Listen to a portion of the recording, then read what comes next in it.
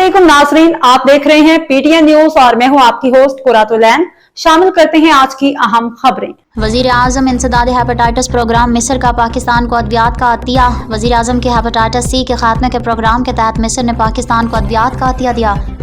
वजारत सेहत की जानिब से वफाकी दारुल हुकूमत में खसूसी तकरीब का इनेकाद किया गया, जिसमें डिप्टी चीफ ऑफ मिशन अरब जमहूरिया मिस्र और आलमी इदारा सेहत के पाकिस्तान में नुमाइंदा शरीक हैं।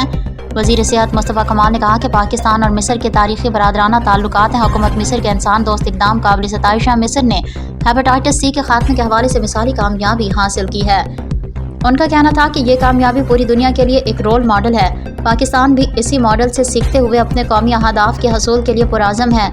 मुस्तफ़ा कमाल ने कहा कि इस अतिये से पाकिस्तान ने हेपेटाइटिस सी के खिलाफ जारी मुहिम को न सिर्फ तक़वियत मिलेगी बल्कि सेहत आमा के शोबे में बैनुल-अक़वामी शराकत दारी के एक नए बाब का आगाज़ भी होगा।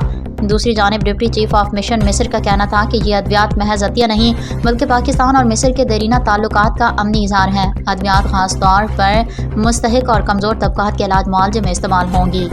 न्यूज स्टूडियो से फिलवक्त के लिए इतना ही। मज़ीद खबरों और अपडेट से बाखबर रहने के लिए देखते रहें पीटीएन न्यूज।